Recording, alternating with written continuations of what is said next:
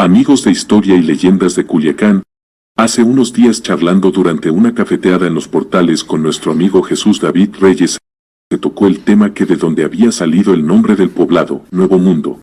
Es por eso que hoy en este su canal preferido les presentamos este interesante tema basados en el texto de Carlos Franco Sodia, quien en 1952 publicó en la revista Letras. Y nos referimos al tema de que Colón llegó a Sinaloa. Así es, amigos.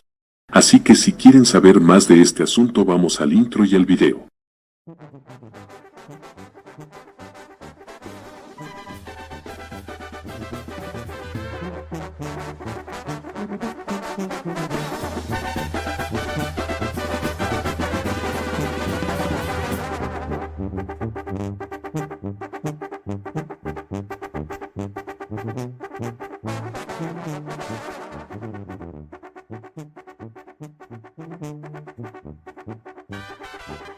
Carlos Franco Sodia en dicha revista escribió que el señor Ignacio Santillán, vecino de San Blas, sindicatura de El Fuerte, Sinaloa, ha encontrado una curiosa placa con la inscripción acerca del nacimiento y fecha de la muerte del descubridor Cristóbal Colón. Franco señaló que un joven jornalero encontró, mientras abría una zanja en un llano de La Palma, Charay del Fuerte, Sinaloa, una placa de bronce con la inscripción: Cristóbal Colón, nació 25 de julio de 1451. Falleció 21 de mayo de 1506.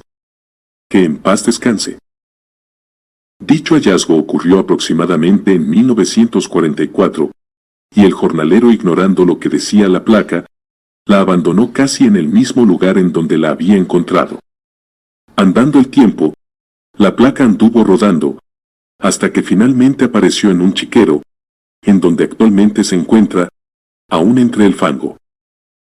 Considerando el señor Santillán que esta placa puede atraer la curiosidad de algunos investigadores, pone en conocimiento de quienes en esto se interesen el hallazgo en cuestión, por considerar a sí mismo que es muy raro que una placa de bronce se encuentre en un sitio tan solitario, en donde es difícil pensar que haya sido llevada por alguien.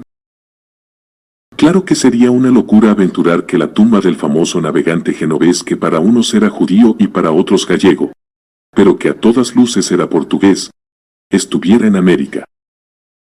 La placa en sí es curiosa, no solo por el hecho de estar fundida en bronce, cosa improbable de que se haya hecho cerca del lugar en que se encontró, sino por tener grabada una fecha que no se ha podido encontrar en ningún libro, ya que el nacimiento de Colón está rodeado de misterio, y se ignora la fecha exacta de su natalicio.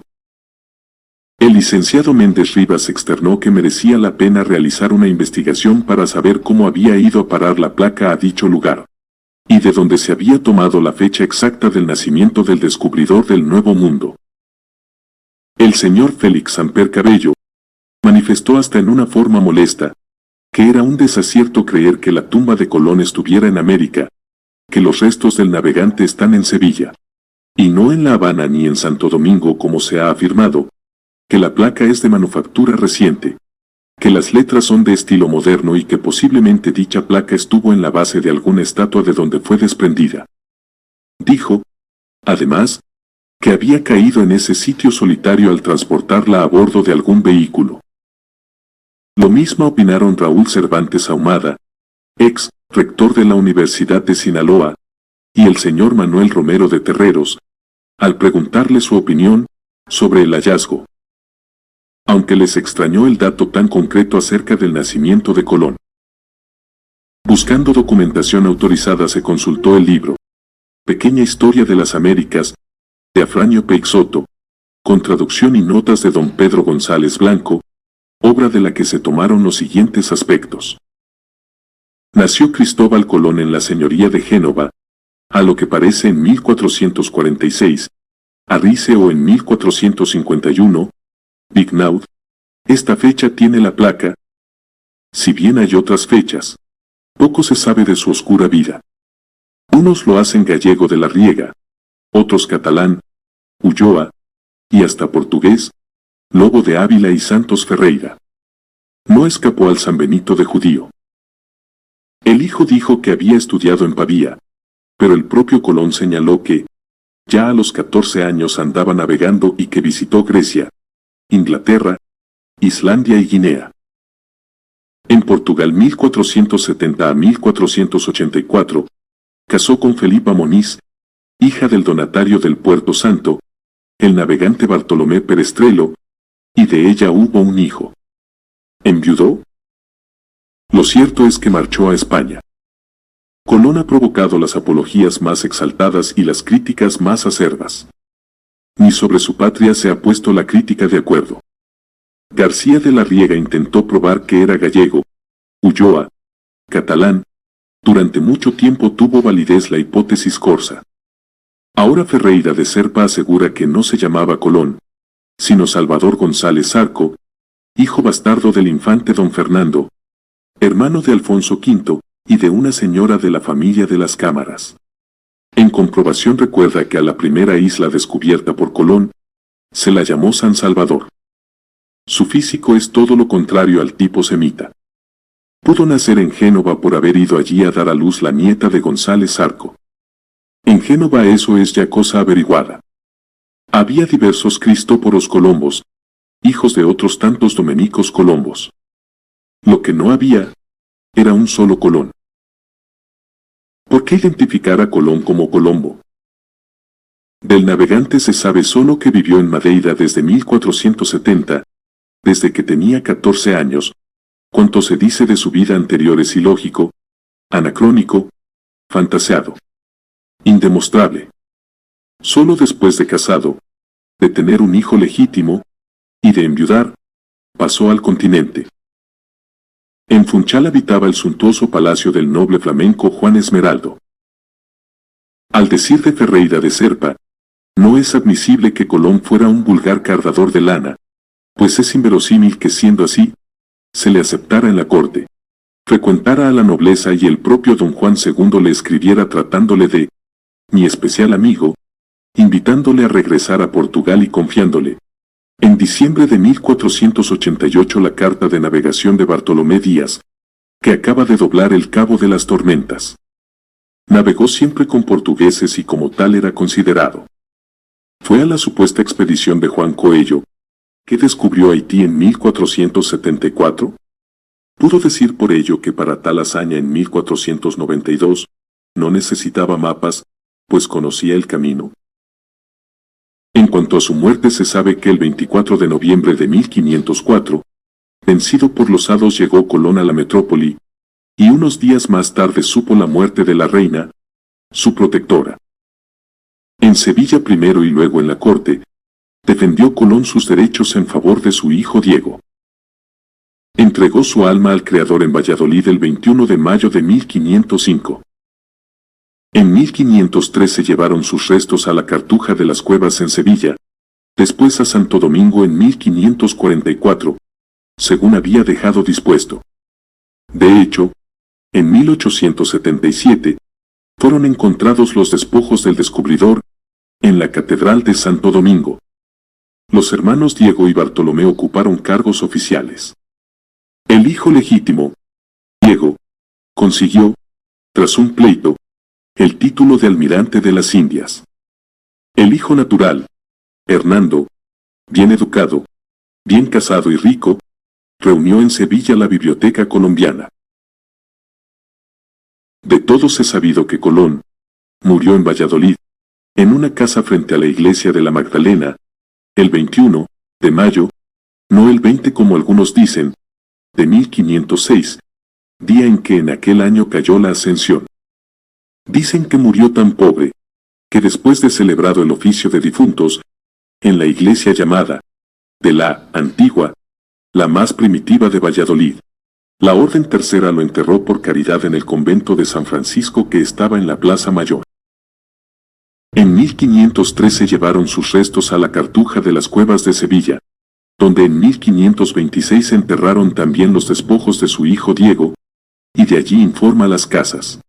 Los pasaron y trajeron a esta ciudad de Santo Domingo y están en la capilla mayor de la iglesia enterrados. Convienen en ello los historiadores todos: Herrera, Alcedo, Navarrete, Charlevoix, Irving, etc. Pero cuándo se realiza el traslado. No hay documentos al respecto. No se sabe cuándo salieron los restos de España, ni cuándo llegaron a Santo Domingo. Los pudo llevar consigo doña María de Toledo, cuando en 1542 fue a la Española como virreina, pero esto no pasa de una hipótesis. En una real cédula de Carlos V, fechada en Madrid el año de 1539, avisa al obispo de la Primada de América, que doña María de Toledo llevará los restos de don Cristóbal y su hijo Diego a Santo Domingo, pero en 1540, el rey se dirige al obispo y deán y cabildo de la iglesia de Santo Domingo, ordenándoles que sin dilación le dieran al almirante don Luis Colón la posesión de la capilla mayor, para enterrar los huesos de Colón. ¿Acaso no sean de Colón los restos que Artiziabal llevó a La Habana, hoy en Sevilla, pero los de Santo Domingo tampoco? Pudieran ser los de La Habana y se ha dicho muchas veces, los de don Diego, pero no está demasiado claro. No se olvide que la Catedral de Santo Domingo, concluida en 1540, fue saqueada por Drake en 1586, y cuando fue víctima de temblores fue esculcada por los franceses que el año de 1697 por la paz de Ryswick se adueñaron de la isla, curioseada por revolucionarios en busca de botín, etc. ¿No pudieron desaparecer los restos de Colón en cualquiera de esas nada piadosas visitas? Pero como dice Pedro González Blanco, basta ya de elucubraciones fantásticas en torno a un personaje tan real y tan próximo a nosotros. Descendientes de Colón en Sinaloa. Ampliando nuestra información con respecto a la placa encontrada también del mismo lugar de Sinaloa, que afirman que por aquellas latitudes hubo y aún hay descendientes de Cristóbal Colón, gran altamirante y duque de Veragua. El señor Santillán, cuyo afán, según su carta, es el de aportar algunos datos que quizás resulten valiosos o de interés a los investigadores, me transcribe una carta del señor licenciado don Rafael Rojo de la Vega de esta capital, que textualmente dice: para los que investigan doy los siguientes datos que fueron obtenidos por el doctor Joaquín Roncal y Gómez Palacio, de ascendencia duranguense y sinaloense, en sus investigaciones sobre Durango y Sinaloa, mediante el examen en especial de los archivos parroquiales. Según me informó el doctor Roncal, todavía no examina los archivos del fuerte, por no haber dispuesto de oportunidad. Pero resulta que por allá hubo parientes de Cristóbal Colón. El doctor Joaquín Roncal, que vive en la casa 458 de la Avenida de los Insurgentes de esta capital, posee, como resultado de sus investigaciones, una copia certificada que expidió el párroco de Culiacán, Sinaloa, don Ernesto Verdugo Falqués, en la que consta que, a foja 167 del libro de bautismos del lugar, el día 17 de agosto de 1763, don Diego de Iturríos, lugarteniente de cura, bautizó a los 10 días de nacida, a Ana María Francisca Siriaca, española, hija legítima de don Nicolás de la Vega Colón y Portugal, y de doña Ana María, costeños, vecinos de Culiacán. Fungió como padrino don Domingo José Pando de la Granada, cura del lugar. Con excepción de la familia del padrino, quedan en Sinaloa familias con los apellidos mencionados en la partida del bautismo. La conexión de la familia de Colón la encontraron el doctor Roncal en la Historia de México, de don Luis Pérez Verdía, en la que, al mencionar el 25º virrey de México, don Pedro Nuño Colón de Portugal, duque de Veragua, dice que él era familiar del descubridor del Nuevo Mundo. Mi deseo es, pues, aportar un dato que, a pesar de lo insignificante, resulta interesante. Gracias a las investigaciones del señor Santillán, se pudo saber con certeza que la placa fue encontrada originalmente en el sitio en que estuvo la parroquia del Fuerte, ahora convertida en ruinas, sitio en donde hay incontables nichos antiquísimos, con restos humanos que no se sabe a quién pertenecieron, pues la acción destructora del tiempo ha borrado toda leyenda o epígrafe. En esta destruida y antiquísima iglesia, aún existen las campanas cuarteadas, de verdadera manufactura de siglos anteriores, con las inscripciones de 1739, 1797 y 1919. Existe en el lugar la leyenda o tradición, que en años remotos, llegó al fuerte una horda de hombres blancos, de los que no se supo nunca si habían llegado por agua o por tierra, los cuales se dedicaron al más desenfrenado saqueo, a la manera de Drake y Morgan, los feroces piratas ingleses, habiendo cometido las más atroces tropelías entre los habitantes del lugar. No fue sino tiempo después, que llegaron hombres barbados blancos y bien armados, que después de vencer a aquellos bárbaros, les mataron sin piedad, y se retiraron al mar. ¿Qué fue a hacer a Sinaloa la placa con el nombre y fechas de Cristóbal Colón? Descendientes de Colón en México. Una rama de los duques de Veragua se estableció en el siglo XVIII en el hoy estado de Sinaloa. Fue su fundador el capitán don Baltasar de la Vega Colón y Portugal, y su esposa se llamó doña Ana Irene de la Puente y Villegas. Como su descendencia fue muy copiosa y muy numerosos también los enlaces que tejieron con otras familias de la Nueva España, nos vemos en la necesidad de limitar este estudio genealógico a solo 3 linajes: Batis, Roncal, de la Vega. Linaje de Batis. Doña Juana Luz de la Vega Colón y Portugal, hija del mencionado matrimonio, casó a mediados del siglo XVIII con don Juan Ventura de Batis, originario de Bilbao en España y con casa solar en Funes. Fue justicia mayor del Real de Nuestra Señora de las 11.000 Vírgenes de Cosalá, hoy Cosalá, a secas. De sus numerosos hijos, mencionamos a don Cornelio de Batis y de la Vega, tronco de abundante descendencia que se extendió a Culiacán, Durango y México. Una nieta de don Juan Ventura de Batis llamada María de la Luz de Iribarren, se casó en la villa de Cosalá con un pariente suyo que llevó el nombre de Marcelino de Batis, Izaguirre, Urquijo y Arguino, originario también de Bilbao, de quienes nació una hija, doña Amada, que casó en España con el conde de Urbarren, don Fabián de Uribarren. Hijo de ellos fue don José, que no dejó descendencia. Linaje Roncal. El origen primitivo de la familia Roncal fue el valle del mismo nombre, en Navarra. Fueron hijos de Algo de Solar conocido y su escudo de armas es el mismo que ostenta el valle de Roncal, Roncari. El capitán de marina Vasco Navarro, don Miguel Joaquín Roncal, hijo de don Miguel Roncal y de doña Joachina de Urreta, casó en Cosalá el día 15 de abril de 1795 con doña Narcisa de Batis, de la Vega, Colón y Portugal, hija de don Juan Ventura de Batis y de doña Juana de la Vega. Fue el tronco de la familia en México. De su matrimonio nacieron 10 hijos, de los cuales solo mencionaremos a don José María, a don José, a doña Trinidad y al coronel imperialista don Rafael Roncal. Don José María Roncal y Batis casó con doña Micaela de Sámano, Campos y Niño Ladrón de Guevara. Tuvieron varios hijos, entre ellos don Joaquín Roncal y Sámano.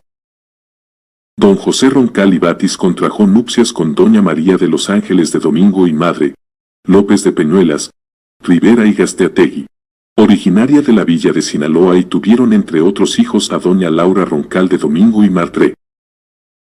Don Joaquín y doña Laura, primos hermanos entre sí, contrajeron matrimonio del cual fue hijo el licenciado don Laureano Roncal y Roncal, quien, en la ciudad de Durango, casó con doña Luz Gómez del Palacio, Escalante, Bravo de Castilla y Orrasti, originaria de la Ciudad de México.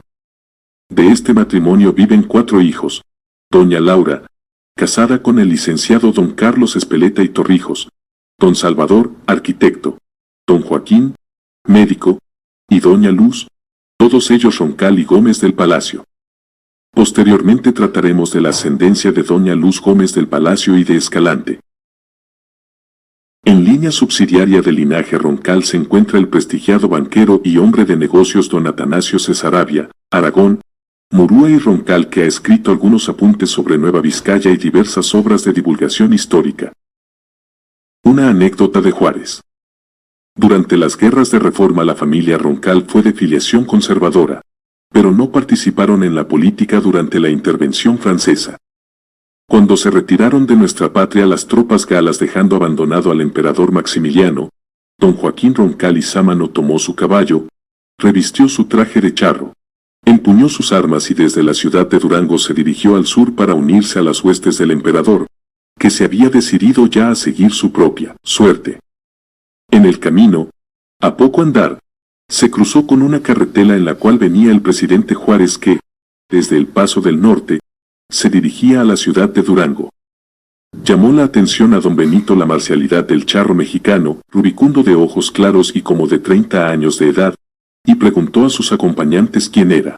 Alguien contestó que se llamaba don Joaquín Roncal y que era hermano del coronel imperialista don Rafael. Juárez le hizo venir y le ofreció, en las filas liberales, el mismo grado que tenía su tío en las conservadoras. Don Joaquín rehusó cortésmente diciendo que eso nunca sería posible debido a que sus sentimientos eran opuestos y que precisamente en esos momentos se dirigía a reunirse con su tío, que militaba en el ejército de Maximiliano que comenzaba ya a concentrarse en Querétaro. En estos tiempos de democracia, Roncal hubiera sido inmediatamente pasado por las armas o colgado del árbol más cercano. Pero Juárez, pese a todo lo que de él se dice actualmente y a sus graves errores de carácter político, era un espíritu superior, y en vez de una actitud violenta extendió a Roncal un salvoconducto que éste rehusó dando las gracias. El presidente entonces, sin insistir más, le deseó buena suerte en su viaje y ambos continuaron su camino por rumbos opuestos. Don Joaquín Roncal, sin mayor contratiempo, llegó a Querétaro en donde se puso a las órdenes de su tío, el coronel don Rafael Roncal Batis de la Vega Colón y Portugal. Después del rendimiento de la plaza y cuando fue conocida la traición de Miguel López por la oficialidad imperialista, un grupo resolvió castigar la ofensa y como era de costumbre se decidió por suerte quién debería ejecutar lo convenido. Le tocó al coronel Roncal, quien como buenamente pudo se consiguió una pistola, y aprovechando la oportunidad que le ofrecían los paseos de López por la Alameda, quien andaba libre, a caballo y armado, le disparó el único tiro de su pistola, tiro que no hizo blanco, lo que permitió que López se alejara al galope ileso, a quejarse con sus protectores los jefes liberales. El coronel Roncal fue perseguido, y a duras penas, burlando la vigilancia de la plaza, logró llegar a la ciudad de San Luis Potosí y ocultarse en la casa de su hermana doña Trinidad, esposa de don Francisco Martínez de Negrete y Ortiz de Rosas, matrimonio que llevaba una destacada vida social y tenía abierto un salón literario, a cuyas veladas acudía asiduamente el vate de la corte, Zorrilla. Entretanto, su sobrino don Joaquín, que se había reunido con su esposa doña Laura, abandonaba Querétaro para no estar presentes en dicha ciudad durante el juicio y ejecución de Maximiliano y de sus dos generales. Se establecieron en Celaya, en donde nació su primer hijo, don Laureano Roncal, y Roncal, que con el tiempo llegó a ser abogado, profesor de Derecho Internacional y director del Instituto Juárez de Durango. Como ya queda dicho, don Laureano se casó con doña Luz Gómez del Palacio, hija del licenciado Francisco Gómez de Escalante, Errasti, Peralta y Garaborda, Barandiarán y Mendizábal. Dicha doña Luz, por su línea paterno-materna y por todas sus líneas maternas, fue descendiente de conquistadores y pobladores de la Nueva España. Linaje de la Vega. Proviene originalmente esta familia de Asturias, de Santillana, del lugar llamado Torrelvega. Sus miembros más antiguos llevaban el apellido Lazo de la Vega. En el siglo XV vivió en Santillana doña Leonor de la Vega, poderosa señora feudal, mujer de don Diego Hurtado de Mendoza, almirante de Castilla y padres de don Diego Íñigo López de Mendoza y de la Vega, primer marqués de Santillana y célebre escritor. En México las ramas de este apellido son muy numerosas, por lo cual solo nos es posible mencionar las siguientes.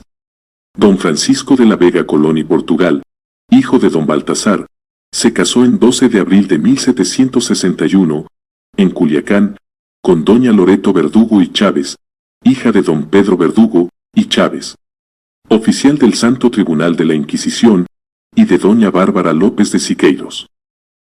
De sus hijos mencionamos a don José María de la Vega y Verdugo, quien se casó en Culiacán enero de 2015 de agosto de 1786 con doña Gertrudis de Urtuzuastegui, hija de don José de Urtuzuastegui y de doña Nicolasa de Soyas.